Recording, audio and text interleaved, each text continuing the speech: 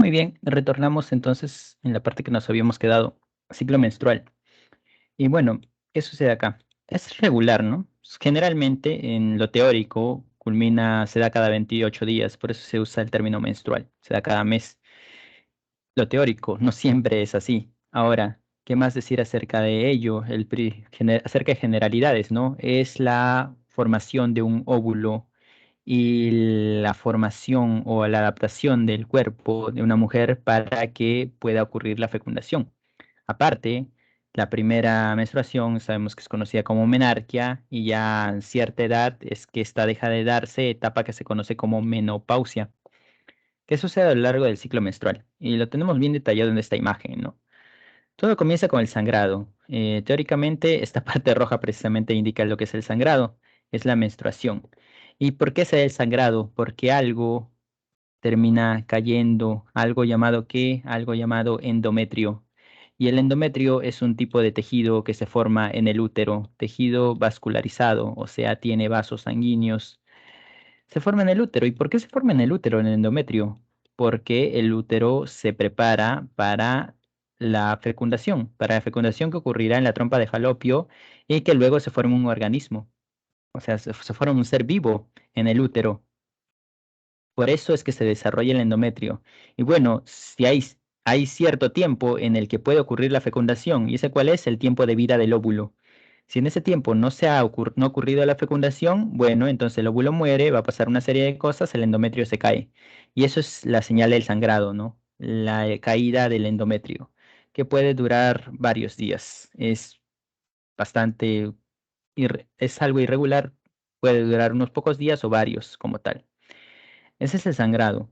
Y bueno, durante esa etapa de sangrado, ¿qué sucede? Vuelve a formarse el óvulo, pero el óvulo no se forma así porque sí en el ovario, ¿no? Sabemos que se va a desarrollar el folículo.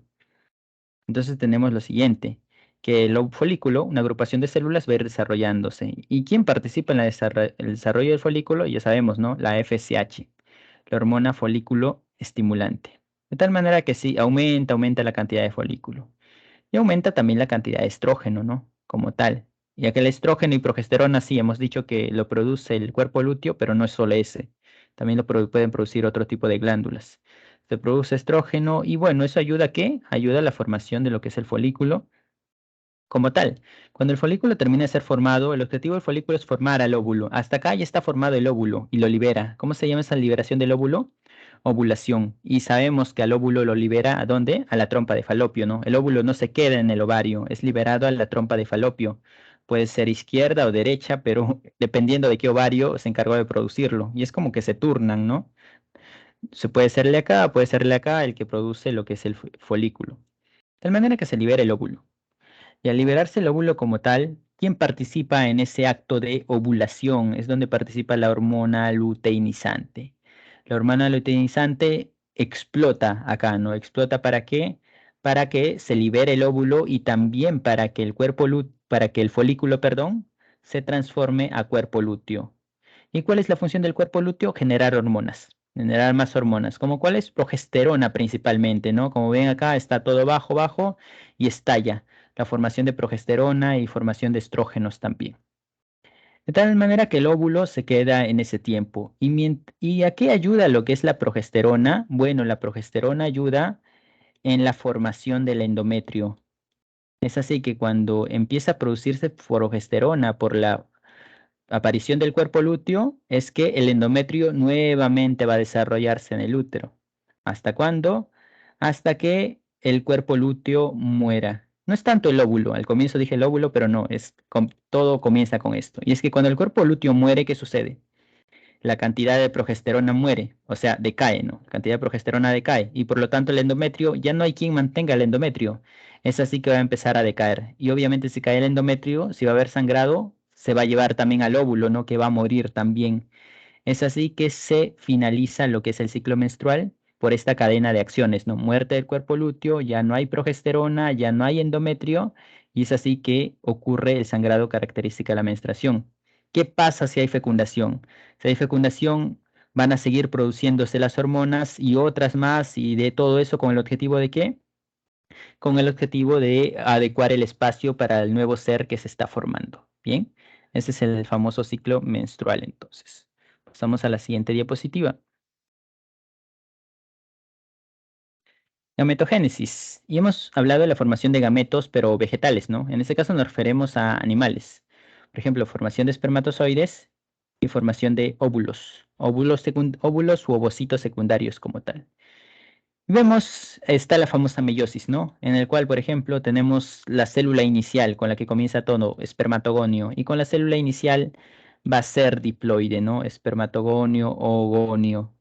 Se va a producir espermatocito primario o cito primario. Ahora pasa por la meiosis, y en la meiosis como tal que tenemos, bueno, que en la meiosis se va a producir espermatocito secundario o ovocito secundario. ¿Bien? Y luego acá pasa por la meiosis 2. Y esto de acá, espermatozoides, los finales espermatozoides. Acá no puse, pero esto de acá se le conoce como espermátide. Espermátide. Y pueden parecernos muchos nombres, pero en realidad si ven a los costados tienen el mismo sufijo. Espermatogonio o ogonio, los iniciales. Luego tenemos espermatozoides y huevos, los finales, ¿no? Así espermátide, oótide, espermatocito secundario, ovocito secundario como tal. Bien, pasamos a la siguiente diapositiva. Fecundación. Y bueno, este es el ovario, ¿no? Acá se produce el folículo libera, ¿qué cosa? Libera el óvulo. Y como les digo, en la trompa de Falopio es donde ocurre la fecundación. Los espermatozoides tienen que pasar por todo ese trayecto, el trayecto de la vagina, el trayecto del útero y llegar hasta acá. Si ocurre la fecundación, entonces, ¿qué tenemos acá? Que se van a fusionar. ¿Qué se fusionan? Se fusionan los núcleos de los gametos. Haploide con haploide. ¿Qué se va a generar? Diploide. Y ese diploide, al producto de la fecundación, ¿cómo se le conoce? Se le conoce como cigoto. Huevo o cigoto se le conoce. Esto es ya netamente diploide, ¿no? Porque esto es haploide, esto es haploide. ¿Qué ocurre entonces? Ocurre una primera revisión en dos fases, en dos células, perdón. Luego la división en 4 células, luego la división en 8 células, luego la división en 16 células, así continuamente, pero es diferente a la mitosis normal, ya que acá las células no es que vayan a crecer, o sea, el óvulo es una gran célula, pero luego se divide en dos células y esas se quedan así, del mismo tamaño, o sea, ocupan la mitad del óvulo, y ahora se divide en cuatro, y son más pequeñas, y cada vez más pequeñas, y cada vez más pequeñas. ¿Esto por qué es posible? Porque el óvulo es muy grande hasta que después de una serie de divisiones llega a una fase llamada mórula. ¿Y por qué se llama mórula? Bueno, se llama mórula porque tiene un aspecto de mora, ¿no? Por eso se llama mórula, que son células. Hasta ahora no está diferenciado nada, simplemente son células como tal, producto de divisiones. Luego vamos a ver que entran a una segunda etapa, y esa etapa del que sigue de la mórula, ¿cuál es? Es una llamada blástula. ¿Y la blástula por qué se caracteriza? La mórula solo son agrupaciones de células, pero la blástula son agrupaciones de células alrededor, teniendo lo que es una cavidad interna. Esa cavidad interna, ¿cómo se llama? Se llama blastocele. Recuerden, el término cele significa cavidad. Les va a ayudar mucho recordar los prefijos o sufijos. El sufijo cele significa cavidad. Esa es una cavidad que se forma, ¿no? Un hueco que está en esta agrupación de células, la blástula. Y luego de la blástula sigue otra etapa, llamada gástrula. ¿Y la gástrula por qué se caracteriza? Bueno, ya están ordenándose cada vez más las células, de tal manera que se forman tres capas, las conocidas capas germinales. Acá no lo colocan a las tres, porque esto es de un animal, en realidad no es de un ser humano, pero las tres capas son estas de acá. Son tres capas de células que tienen una determinada posición. La capa más externa de todas se llama ectodermo. Ecto es externo, ¿no? La capa más externa, ectodermo. La capa media se llama mesodermo, mesomedia, ¿no? Acá, por ejemplo, en la imagen no hay mesodermo porque esto corresponde a un animal, a un nidario, creo. El nidario tiene solo dos capas, ¿no? Como veremos ya cuando toquemos el tema de animales. Mesodermo, entonces la capa media, y la capa más interna de todas es el endodermo. ¿Por qué se llaman capas germinales? Vamos a ponerlo acá. Capas germinales. Bueno, se llama así porque una capa germinal es capaz de dar origen a diversos tejidos. A partir de este grupo de células se va a originar todos los tejidos y todos los sistemas de los seres humanos, del ser humano, ¿no? Por ejemplo, el ectodermo, ¿qué genera? El ectodermo te genera el sistema nervioso, que es algo que vale la pena recordar, ¿no? En el mesodermo te genera todo el tejido conectivo. Todo lo que sea tejido conectivo te lo va a generar el mesodermo. ¿Y por qué menciono de frente tejido conectivo? Bueno, es que tejido conectivo agrupa ¿a quién? Agrupa el sistema óseo, el circulatorio y muscular. O sea, ya no hay los tres en uno a través de que mesodermo es tejido conectivo. Además, sistema reproductor. Y el endodermo es el sistema digestivo. De hecho, el endodermo cubre algo llamado tubo digestivo, ¿no? Que es una estructura que da origen a todo el sistema digestivo como lo conocemos. Bien, esas son las capas germinales. Pasamos a la siguiente diapositiva.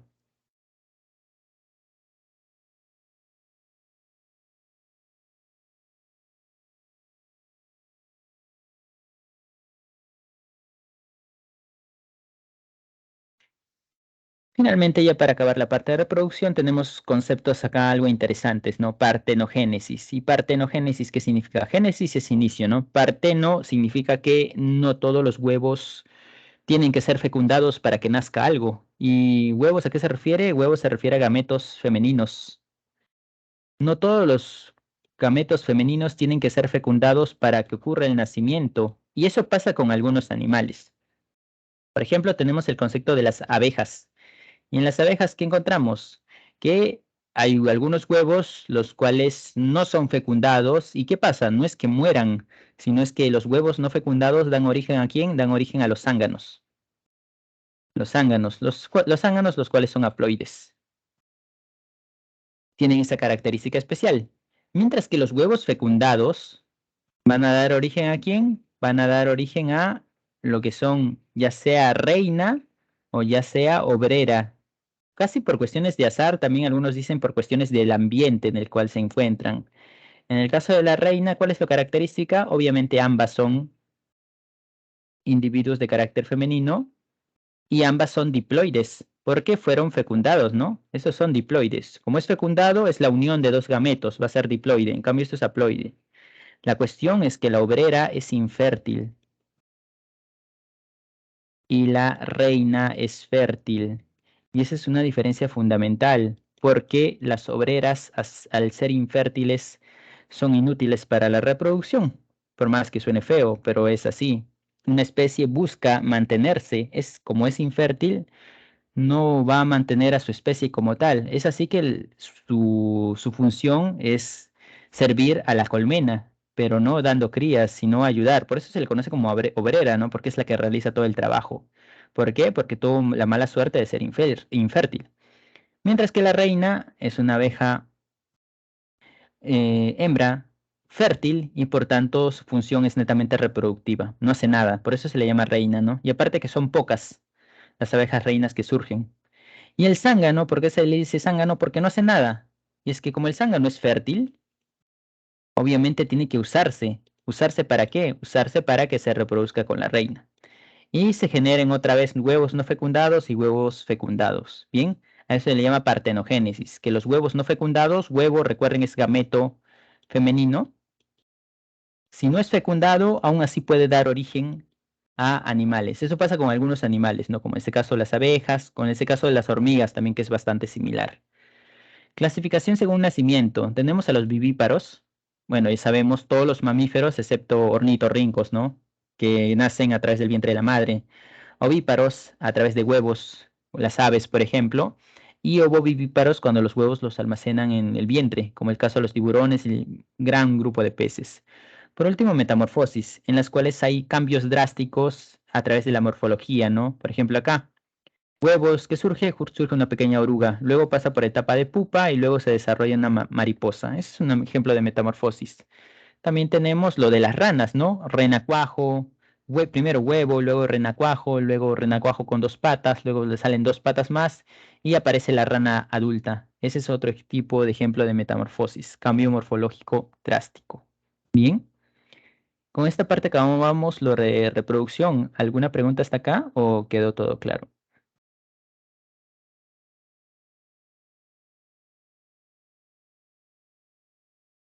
Bien, espero que haya quedado todo claro. Gracias, Fabiana. Ahora Claro, pasamos a la profesor. segunda parte de la clase. Ok, muchas gracias. Pasamos a la segunda parte de la clase, Mendel y las leyes de la herencia. Y algo de antecedentes antes de esto. Gregor Mendel fue un monje, tenía su convento, 1850. Mendel no sabía nada acerca de ADN, ni mitosis, ni meiosis, ni nada, ni de cromosomas, ni nada. Pero él observó que sus plantas se tenían parecidos, las plantas hijas tenían parecidos a las plantas parentales. Es así que quiso describir cómo se heredaban los caracteres. Qué sorpresa, que esa es la herencia, ese es el concepto de genética, ¿no? La herencia de caracteres. Y es por eso que a Mendel se le atribuye ser el padre de la genética, porque él no sabía nada de ADN, pero describió cómo se heredaban por primera vez los caracteres. E incluso desarrolló su trabajo y al desarrollar su trabajo nadie le entendió ni nadie le tomó en cuenta. ¿Por qué? Porque tenía muchos números, mucha estadística, parecía un trabajo descriptivo, matemático y no uno biológico.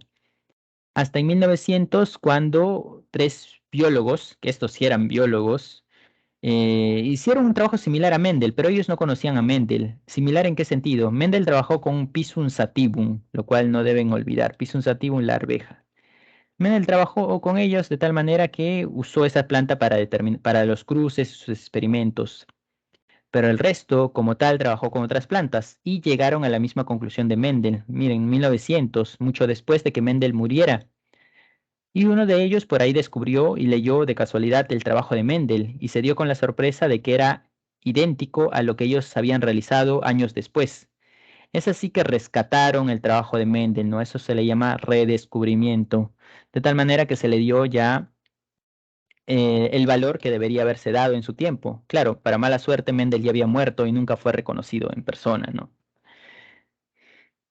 Ya, eso es lo que descubrió Mendel. Ahora, Mendel no sabía lo que vamos a explicar acá a continuación, pero nos es bastante útil porque nos ayuda a entender mejor cómo se da la herencia de caracteres.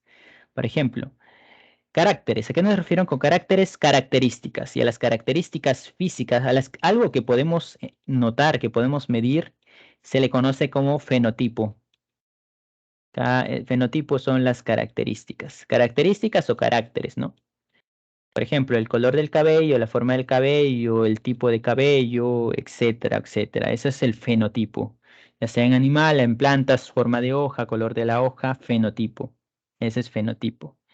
En cuanto a genotipo, bueno, en genotipo, ¿qué tenemos? En genotipo nosotros tenemos el concepto de ADN, básicamente. ¿De qué depende nuestro fenotipo? Depende del ADN. Depende del ADN que tengamos.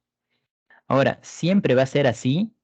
No, no va a depender netamente del ADN, también depende del ambiente en algunos casos, el ambiente o el entorno.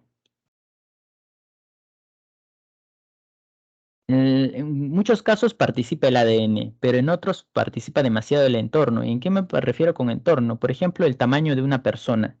Es netamente genético y puede que afecte, obviamente va a afectar los genes en el tamaño de una persona, pero si esa persona no se alimenta bien, por ejemplo, no hace deporte, no hace ejercicio, obviamente hay mayor probabilidad de que sea más bajo, pero si se alimenta bien, hace ejercicio, va a aumentar su tamaño. Y a eso me refiero con el entorno, ¿no? Por las cosas que hace y que van más allá del ADN. Lo mismo con el comportamiento. Y son ya cuestiones humanas, pero en animales también lo encontramos. El color del pelaje de un conejo, por ejemplo, hay un conejo Himalaya, que cuando el pelaje es de color frío, perdón, de color frío, cuando el pelaje está en zonas frías, se torna de color blanco, pero cuando está en zonas cálidas se torna de color negro.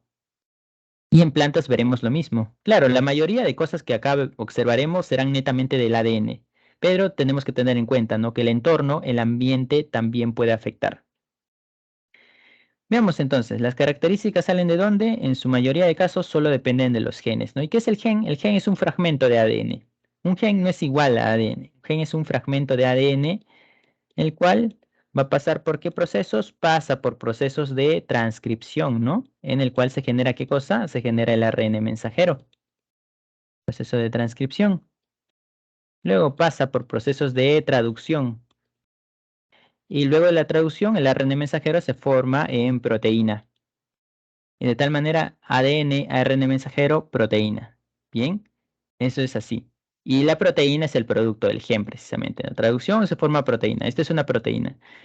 Y el ADN es la base de todo, porque tiene las instrucciones, pero las proteínas son las que realizan el trabajo. Las proteínas son las herramientas. Es así que las proteínas son fundamentales para que se cumplan determinadas características, como vemos acá. Ahora, ¿las características van a ser iguales? Obviamente que no, como la forma del cabello, ¿no? Hay lacio y hay ondulado. ¿Y eso depende de qué? Depende de una proteína. Es así que hay una proteína que te permite que tu cabello sea lacio y hay otra variante de proteína que te permite que tu cabello sea ondulado. Y a su vez, recordemos, la proteína depende del gen. Es así que tenemos el concepto de variante de gen. ¿Cómo se conoce a la variante del gen? A la variante del gen se le conoce como alelo. Alelo o gen pueden ser iguales, pero alelo exactamente es una variante del gen, ¿no? Por ejemplo, el color de los ojos. Hay un gen para el color de los ojos, pero ¿va a ser igual siempre? No, si no, no hubiera colores de ojos distintos, ¿no? Y los hay, no sabemos eso. Eso es porque hay alelos, ¿no? ¿Y dónde se encuentran los genes? Los genes se encuentran en cromosomas. Si es en mitosis, en cromatina, si es en meiosis, si es en interfase, perdón, pero colocamos cromosomas más o menos para ordenarnos mejor, ¿no? Y es que la cromatina, recuerden, está todo, es un hilo desordenado, ¿no? En cambio, en cromosomas nos podemos ubicar mejor. Por eso colocamos cromosomas. Los genes son fragmentos de ADN. Ahora, ¿en los cromosomas tienen una posición? Sí, tienen una posición. Una posición, una ubicación fija. ¿Y esa ubicación, cómo se llama? Esa ubicación se llama locus. No es que estén donde sea, sino siempre. Por más que este cromosoma haga duplicación y luego pase mitosis, siempre van a estar en una ubicación fija. Eso se llama locus. Y aparece el concepto de loci también, ¿no? Aparece el concepto de loci, en el cual hablamos de dos ubicaciones, ¿no? O sea, cuando te dice cuáles son las ubicaciones de dos genes diferentes, no vamos a decir se ubican en los locus, sino decimos se ubican en el loci. Loci es el plural de locus, ¿no? Eso hay que tener en cuenta. Ahora, respecto a los genes, siempre vamos a tener dos variantes para uno, que pueden ser iguales o pueden ser diferentes. O sea, siempre va a haber dos alelos, iguales o diferentes. ¿Por qué dos? Porque tenemos un par de cromosomas homólogos, recordemos, un par de cromosomas que es del mismo tipo, que puede tener el mismo gen o variantes diferentes. Ahora, esas variantes pueden ser de dos tipos, de carácter dominante o de carácter recesivo. Dominante es cuando se expresa, ¿no? Se expresa sin importar quién esté al costado. Ese es carácter dominante. Y lo expresamos con letra mayúscula. ¿A qué me refiero? Si tenemos a los dos alelos dominantes, obviamente se va a expresar el alelo dominante, ¿no? Porque es el que está. Si tenemos a los dos alelos recesivos, obviamente se va a expresar el alelo recesivo. Pero si tenemos a uno y uno, ¿quién se termina expresando? El que se expresa va a ser siempre el dominante o lo llamamos dominante. ¿Bien? Cuando tenemos uno y uno, o sea, dos alelos diferentes, a esto lo conocemos como hetero. Hetero diferente, ¿no? Heterocigoto, porque son dos alelos diferentes. Ahora, cuando son dos alelos iguales, lo conocemos como homo. Homocigoto. Acá también homocigoto. Y tenemos dos tipos de homocigotos. Homocigotos de carácter recesivo, que son estos de acá cuando tienen a los alelos recesivos, y homocigotos de carácter dominante, cuando tenemos acá los alelos dominantes. Muy bien. Esos son entonces lo que encontramos nosotros en cromosomas. Pasamos a la siguiente diapositiva. Características o rasgos estudiados de Mendel. Bueno, Mendel estudió 7 características, ¿no? Acá quizá el que más vale la pena recordar y es recurrente en ejemplos son estos de acá. La forma dominante en los chícharos, guisantes, arvejas, como quieran decirlo, es la lisa. O sea, vamos a encontrar un mayor número de semillas lisas, mientras que la rugosa va a ser una forma recesiva.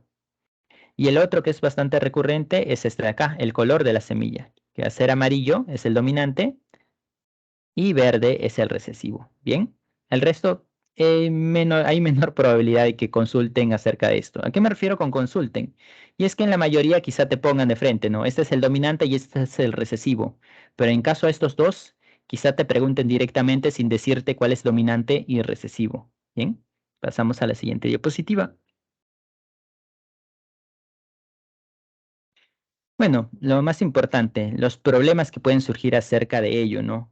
¿Qué tipo de preguntas pueden venir en torno a lo que son los gametos, a lo que es la herencia de caracteres? Mendel lo que hacía era realizar cruces, realizaba cruces de una planta con otra y de esa manera observaba los resultados, ¿no? Es así que llegaba a cierta conclusión. Por ejemplo, esta de acá, la llamada primera ley, que al cruzar dos líneas puras, ¿qué se va a generar? Se genera siempre el mismo patrón. ¿Y cuál va a ser? Es el típico realizar esto, ¿no? Dos líneas puras que son, es el sinónimo de dos homocigotos. Obviamente, un homocigoto recesivo y un homocigoto dominante, ¿no? Y siempre, siempre se obtiene esto de acá, esta relación. Sobre acá,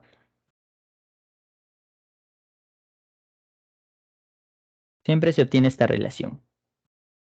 ¿Ok? De tal manera que fenotípicamente, ¿a qué se refiere con fenotípicamente? Teniendo en cuenta características físicas, ¿se obtiene qué cosa?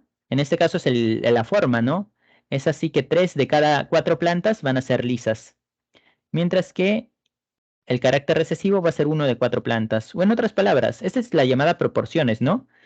Te pueden poner también los porcentajes. ¿Y cuáles serían los porcentajes? Bueno, sería 75% y sería 25%.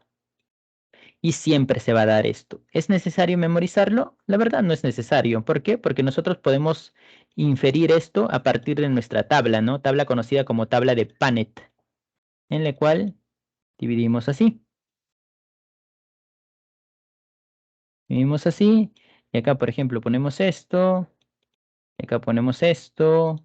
Y acá los dividimos, ¿no? Separamos a los gametos, separamos a los alelos. Y es lo que sucede al final, ¿no? Porque recuerden, pasa la meiosis y el gameto se forma, ¿qué cosa? Haploide. Por eso se torna en una sola letra, un solo alelo. Los separamos y ahora los juntamos, ¿no? Y los juntamos y nos va a salir esto de acá. ¿Bien?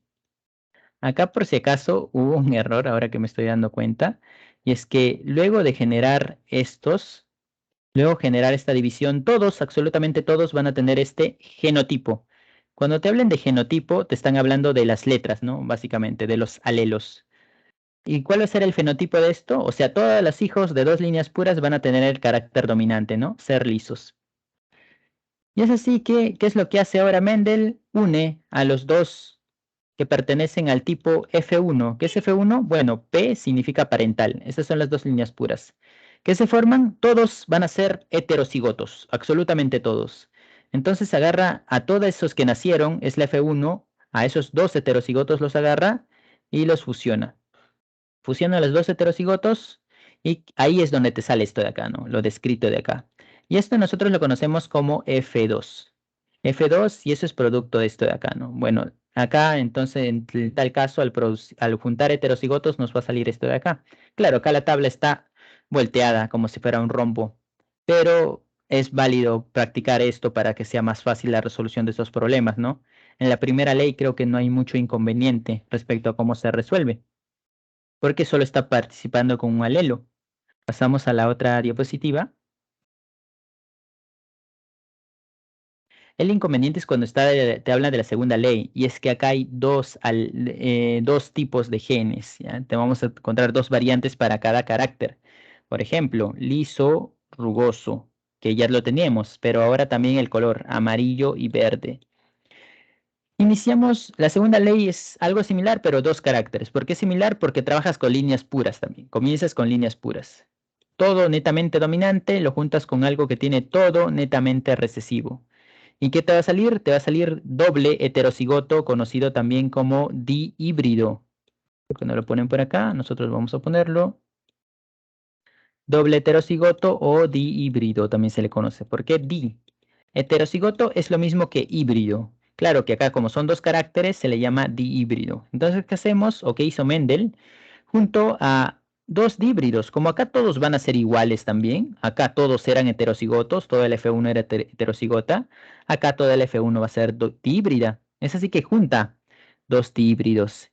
Y ya vamos a tener que al juntar dos dihíbridos nosotros hacemos algo similar, hacemos una tabla, pero que es mucho más trabajosa que la anterior, ¿no? Por ejemplo, tenemos esta de acá. Vamos a hacer una rápida. Como está en rombo en la imagen, quizá no se puede entender mucho, pero acá nosotros ¿qué hacemos? Por ejemplo, al juntar a dos díbridos. Un díbrido sería así para empezar, ¿no? Igual, acá lo simbolizamos con letras, de esta manera. Y lo juntamos con un segundo díbrido. Esto corresponde a qué? Esto corresponde a la F1, ¿no? Ya que fueron productos de líneas puras. ¿Y cómo sabemos qué es lo que surge de esto? Bueno, hacemos nuestra tabla de Panet, pero va a ser un poco más trabajosa. Ya no va a ser 2 por 2, ahora va a ser 4 por 4.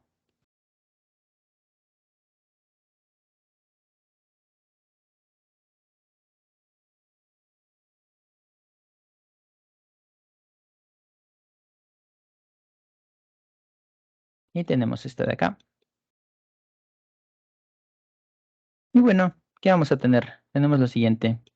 Ahora dividimos, separamos. No es que acá voy a poner A, acá minúscula, B mayúscula, no. Tiene que ser por pares. Es decir, acá mayúscula, acá a su lado voy a poner B mayúscula. Acá igual, el dominante junto con el recesivo del otro. Acá igual, pongo esto así y pongo esto así. En otras palabras, las combinaciones de letras, ¿no? Que son 4 a partir de esto, pero siempre tiene que estar junto. No puede estar, o sea, los dos caracteres tienen que estar juntos. En este caso, el color y la forma. Y acá ponemos lo mismo. Ponemos esta, acá ponemos esto de acá, ponemos esto de acá. Y ahora nosotros, ¿qué hacemos? ¿Cómo juntamos? Por lo que es convención, se suele poner la letra la letra inicial primero, ¿no? Por ejemplo, acá juntamos. Primero las As, que representan lo que es el color, ¿no? Y luego ponemos las otras letras, así agrupadas en pares. Y acá tenemos uno. ¿Uno de cuánto? Uno de 16. Y acá las preguntas son en torno a ello, ¿no? Por ejemplo, a través del cruce de dos dihíbridos, ¿cuántas plantas van a ser heterocigotas? ¿Cuántos van a ser dihíbridas? Te pueden preguntar. ¿O cuántos van a ser homocigotas para el color y heterocigotas para la forma? ¿O cuántos van a ser amarillas rugosas? Algo así. ¿Y qué hacemos nosotros? Ubicamos, completamos toda la tabla y ubicamos, por ejemplo, nos preguntan cuántas de ellas van a ser rugosas y de color verde, que es los caracteres recesivos, ¿no? Y vemos esto de acá. Uy, perdón, esto es así. Vemos esto de acá. Y si completamos todo, veremos que este es el único que cumple esas condiciones. ¿Uno de cuánto? Uno de 16. Entonces, quizá en la alternativa haya un 16avo. Pero si nos ponen de la fusión de dos díbridos se producen, no sé, se producen 160 plantas. ¿Cuántas de ellas van a ser rugosas y de color verde? Ya ahora le sacamos, ¿qué cosa? Un 16avo a 160, obteniendo 10 plantas, ¿no? Y así las preguntas pueden llegar a variar. ¿Ok? De igual manera, este tipo de cosas, tanto la primera como la segunda ley, se reforjan en base a práctica. Pasamos a la siguiente diapositiva.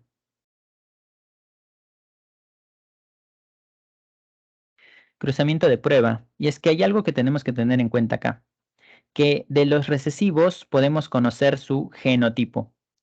Siempre va a ser el mismo. ¿Por qué? Porque hay uno solo. O sea, si la semilla es verde, vamos a conocer el genotipo. ¿Por qué? Tiene que ser homocigoto recesivo, obviamente. No hay otro. En cambio, los dominantes, si hay esa pregunta. Te dicen, la semilla es amarilla. Puede ser heterocigoto o puede ser homocigoto. Tú no sabes. ¿Cómo te quitas esa duda? Realizando estos cruzamientos de prueba. Cruzamiento de prueba entonces sirve para qué? Para saber el genotipo del dominante. Genotipo del dominante. Para saber si es homocigoto, para saber si es heterocigoto. Bien.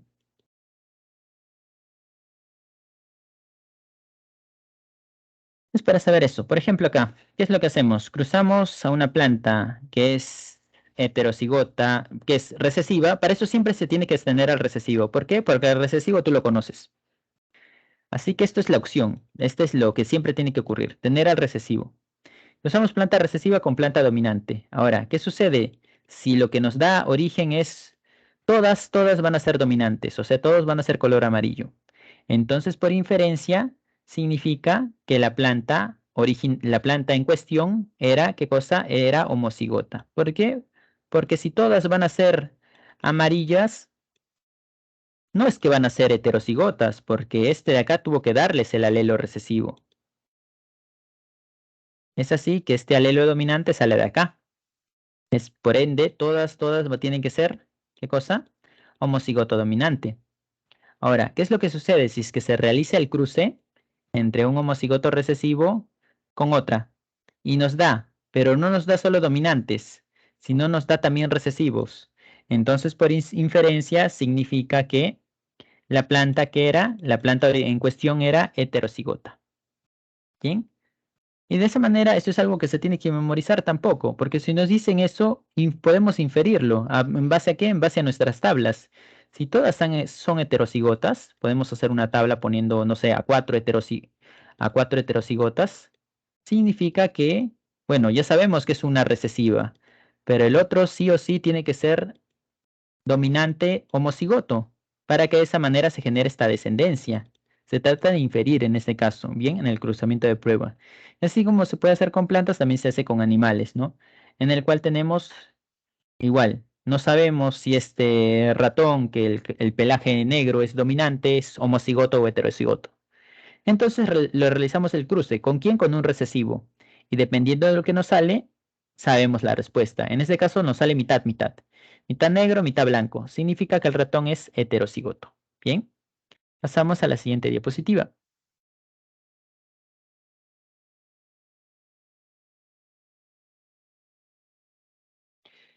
Herencia no mendeliana. Bueno, en el caso de herencia no mendeliana hace referencia a que acá el concepto de dominante recesivo cambia. Y eso lo vemos claro en dominancia incompleta y codominancia. Y suele haber mucha confusión. Dominancia incompleta con codominancia. Parece que es lo mismo, pero acá nosotros, dominancia incompleta significa mezcla de colores. Y es que los ejemplos clásicos son con ello, ¿no? La definición formal es otra, pero acá vamos a poner mezcla de colores. Porque la mayoría de ejemplos suele ser con plantas, ¿no? En cambio, en codominancia nosotros vamos a encontrar manchas de ambos colores. ¿Y es que qué sucede? Acá no va a haber dominante ni recesivo.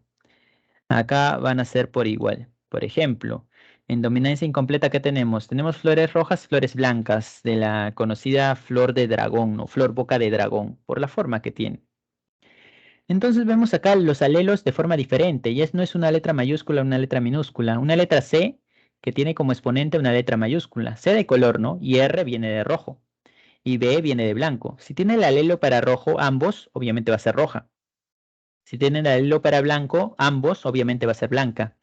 Ahora, ¿qué pasa si tienen descendencia? Y se va a obtener, acá se sigue usando la misma tabla de Punnett, ¿no? Tal manera que al generar esa tabla vamos a tener que todas son, ¿qué cosa? Todas son heterocigotas. Pero ahora va a tener rojo y va a tener blanco. ¿Quién se expresa? Ninguna se termina de expresar por completo. Y como no hay expresión completa, se llama dominancia incompleta. Porque ninguno termina de dominar al otro. Se quedan en punto intermedio. Es por eso que se da un color intermedio. Y eso es habitual en la dominancia incompleta, ¿no? Se expresan ambos, pero en una parte intermedia. Ni rojo ni blanco. Es así que se da un color rosado. Y ahora acá tenemos la F1, que son heterocigotos, todos de color rosado, ¿no? Ahora, si se junta dos de la F1, como todos son iguales, ¿qué vamos a tener? Igual, realizamos nuestra tabla y vamos a ver que unos van a ser rojo, 25%, otros van a ser blanco, 25%, y el 50% va a ser rosado, ¿no? Los heterocigotos. Es así que las proporciones van a variar. Lo curioso es que la proporción fenotípica es igual a la proporción genotípica. ¿Qué me refiero con esto? En la anterior, genotipo y fenotipo no era lo mismo, ¿no? Podría ser fenotipo dominante, pero puede ser homocigoto o heterocigoto. Acá ya no se cumple. Acá los heterocigotos son de ya de un color diferente, son los rosados. ¿Y cuál es la diferencia con codominancia? Y es que en codominancia se expresan ambos. Por ejemplo, si estos alelos fueran codominantes, no se daría el color rosado, sino se daría color rojo y color blanco. Se suelen dar las habituales manchas. Si hablamos de colores, en codominancia se dan habituales manchas, no se da un color intermedio. En cambio, en dominancia incompleta se da un color intermedio. Y acá tenemos lo siguiente, por ejemplo. Esto de acá. La gallina, gallina negra, gallo blanco. Igual, alelo blanco, alelo para el color blanco, plumaje blanco, alelo para el plumaje negro. Y acá de lejos quizás se ve un plumaje gris, ¿no? Uno podría decir dominancia incompleta, pero no es un plumaje gris. En realidad es un plumaje en el cual hay manchas negras y blancas, que significa que se expresan ambos a la vez. Acá no hay que se expresan a la mitad, como pasa acá. Acá se expresan ambos a la vez. Y se expresan ambos a la vez, ahí se llama codominancia. Bien, esos son los ejemplos de codominancia. Y es muy habitual en el grupo sanguíneo, en los grupos sanguíneos encontrarlo. Por ejemplo, el grupo sanguíneo, quizá, menos conocido quizá, pero tenemos el grupo sanguíneo M y N, donde nuestros eritrocitos van a tener algo conocido como antígenos. Y bueno, va a haber un grupo de eritrocitos que va a tener antígeno M por los alelos, otro va a tener antígeno N y otro va a tener ambos. ¿Qué pasa cuando tiene ambos alelos? Entonces va a tener ambos antígenos, ambos se terminan expresando. Y así también pasa por el sistema ABO, que ahorita explicaremos, por el RH positivo o negativo. Bien, pasamos a la siguiente diapositiva.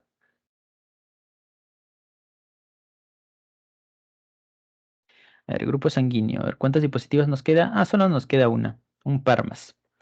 En el grupo sanguíneo ABO. Y acá vamos a ver el concepto de alelos múltiples. ¿Qué significa alelos múltiples? Que hay más de dos alelos. Hasta ahora hemos visto solo dos variantes.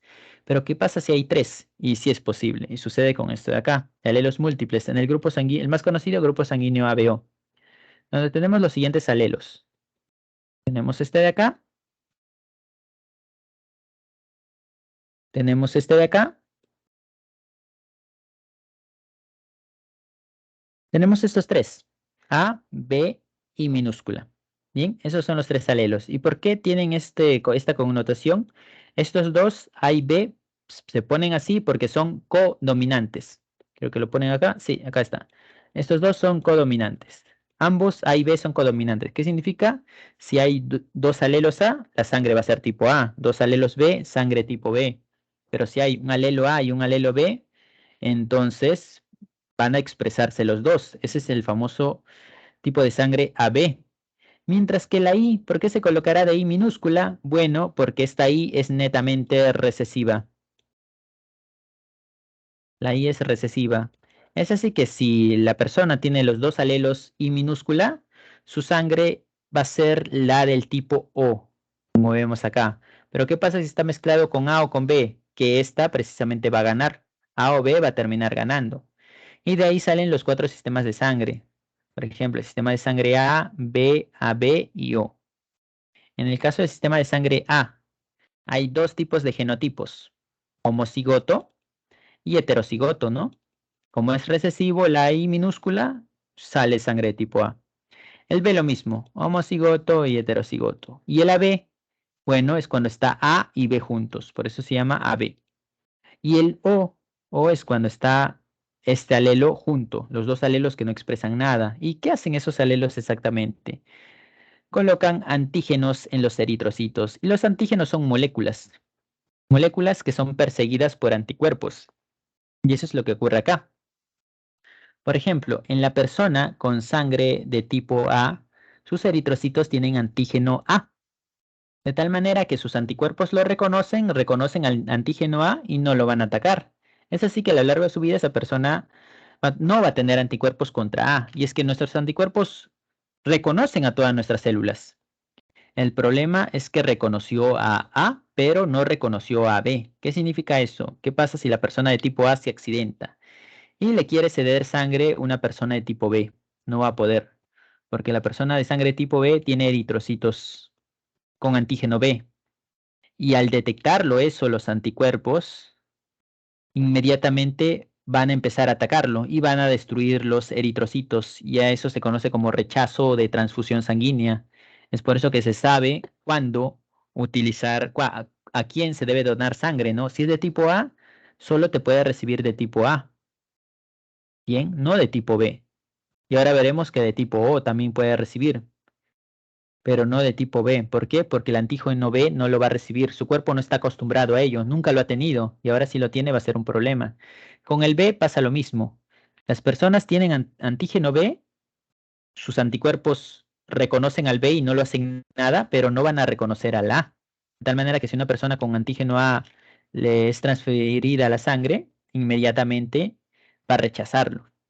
Ahora, en los de tipo AB, bueno, los tipos de tipo AB se caracteriza por tener ambos antígenos. ¿Qué sucede? Que una persona de tipo AB no va a recibir sangre de A. Bueno, en este caso, perdón, tiene ambos antígenos, tiene antígeno A y tiene antígeno B, que sus linfocitos, su sistema inmune, reconoce a A como a B. Y como lo reconoce, no produce anticuerpos contra ellos, no reconoce anticuerpos. Es así que si una persona de tipo AB se accidenta, el de A le puede transferir, sí le puede transferir, porque no va a atacar al antígeno A. El de B le puede transferir también, no va a atacar al antígeno B. Y el de O también. ¿Y por qué el de O también? Porque el de O como tal no tiene antígenos. No tiene ni antígeno A, no tiene ni antígeno B. El problema con el de O es que como sus eritrocitos no tienen antígenos, sus anticuerpos nunca se van a topar con antígeno A ni antígeno B. Es así que apenas reciba sangre diferente, lo va a atacar. Es por eso que a la B le conocen como receptor universal, porque puede recibir sangre de cualquiera. En cambio, al O se le conoce como donador universal. ¿Por qué? Porque el O no tiene antígenos. Como no tiene antígenos, puede darle sangre a cualquiera, pero no puede de recibir de cualquiera. El O solo puede recibir de O. Ese es el problema con las personas de sangre de tipo O. Y el AB es receptor universal, pero no puede darle a cualquiera. El AB solo puede darle sangre a AB. Y es que como tiene dos antígenos, al A no le va a dar por el B, al B no le va a dar por el A y al O tampoco puede darle, ¿no? Esas son las particularidades de los grupos sanguíneos del sistema ABO. Pasamos entonces al grupo sanguíneo RH. Y el RH es otro tipo de grupo sanguíneo en el cual nos basamos a cosas que pueden tener nuestros eritrocitos. Y cuando lo presenta, bueno, RH viene del llamado factor Rhesus, ¿no? Y cuando la presenta, ¿qué hablamos? Cuando la presenta, nosotros vamos a colocar acá. Acá regresamos al concepto de dominancia y recesividad, ¿no? Y es que hay dos tipos de genotipos. Estos de acá, que hacen referencia al positivo, al RH positivo, y este de acá, que hace referencia al RH negativo. Bien, pues no puede ser RH positivo o RH negativo. Este es independiente del sistema ABO. Por eso cuando piden sangre, quizás habrán visto por ahí, le dicen, ¿no? A positivo, B negativo, bueno, eso hace referencia al grupo RH. El RH tenemos así, de esta manera. Y acá puede ocurrir un inconveniente. Veamos primero este ejemplo, ¿no? Y es que esto igual se resuelve con la misma manera a través de la tabla de Panet, ¿no? Por ejemplo, tenemos acá, padre. ¿Padre de qué tipo? Heterocigoto, ¿no? Es RH positivo. Y la madre también heterocigota, RH positivo. Y los hijos que salen, los hijos salen así. RH positivo, RH positivo, RH positivo y RH negativo. Tenemos esto de acá. Se resuelve de la misma manera que en dominancia, ¿no? Acá regresamos al tema de dominancia. Claro, acá hay un aspecto especial y es que sucede en la llamada eritroblastosis fetal. ¿Cuándo pasa la eritroblastosis fetal? La eritroblastosis fetal sucede cuando el padre es RH positivo, puede ser homocigoto o heterocigoto, da igual, vamos a poner que sea heterocigoto, y se casa con una mujer que es RH negativo. Bien, vamos a ponerlo, uy, vamos a borrar esto de acá. Vamos a poner esto de acá. Esta es la mujer, RH negativo, y este es el varón, RH positivo. ¿Y qué sucede? Bueno, entre las posibilidades nosotros vamos a tener lo siguiente. Sale así, sale así, sale así, sale así. El problema es cuando el hijo es RH positivo. Y es que, ¿qué sucede? Este factor Rhesus tiene, al igual que como pasaba con el antígeno A, antígeno B, tiene anticuerpos que pueden atacarlo.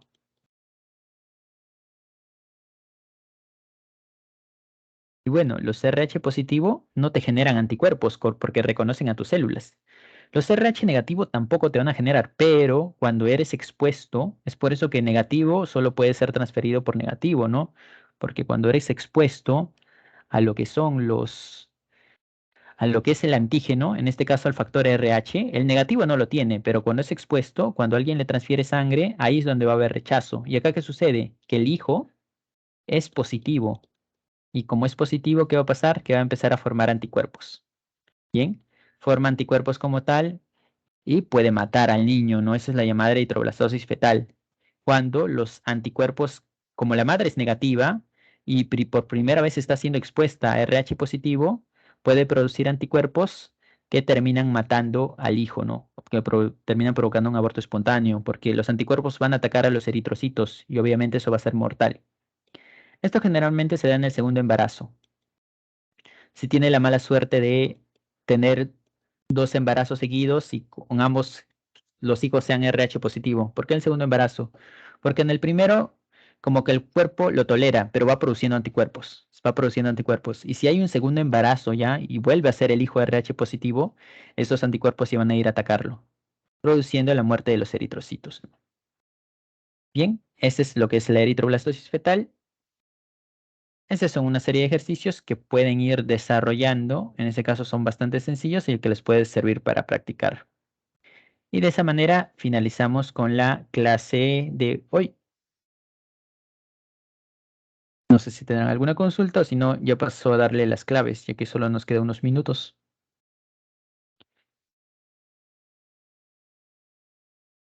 De cualquier grupo sanguíneo, pero solo puede donar a B, no a... Exacto, exacto, Clarisa, es así. Sí, es bastante interesante, de hecho.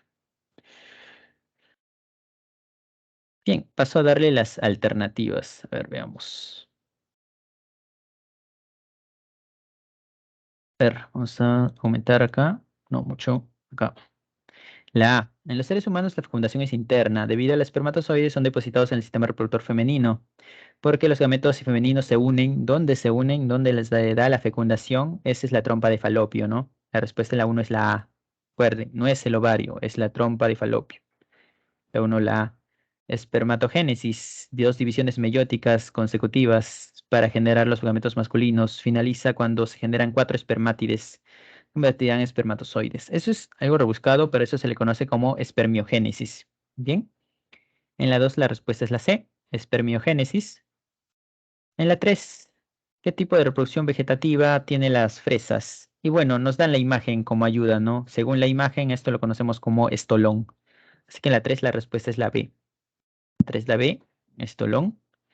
La 4 consta de dos eventos muy marcados, la interfase de la división celular conocida como mitosis. Tomando en cuenta esto, ¿en qué fase realiza la duplicación del genoma? Duplicación del genoma, duplicación del ADN, duplicación de cromatina, eso es en la fase S. Bien, la 4 la respuesta es la D. La 5, ¿dónde se lleva a cabo la recombinación genética? Y acá te lo ponen sencillo porque te ponen la fase, ¿no? La fase es la profase 1, exactamente en el paquiteno. En la 5 la respuesta es la B, profase. En la 6, megasporogénesis. Y esto es un poco más rebuscado porque te habla del número de células como tal, ¿no? Antípodas y sinérgidas. Y la respuesta es la D. La 6, la respuesta es la D. Se producen tres antípodas y dos células llamadas sinérgidas, ¿no? Ya que en total, en la megasporogénesis de las plantas se producen 8 células. La 8, la D. La 7, de acuerdo con el ciclo menstrual, ¿cuál es la hormona hipofisiaria que se incrementa en forma considerable durante la ovulación? Y la hormona que tiene un salto elevado es la LH, ¿no? Hormona luteinizante. En la 7 la respuesta es la A. Y gracias a eso que el folículo libera el óvulo. La 7 la A. Capas embrionarias empiezan a diferenciarse para dar origen a los diversos tejidos, órganos y sistemas del nuevo individuo.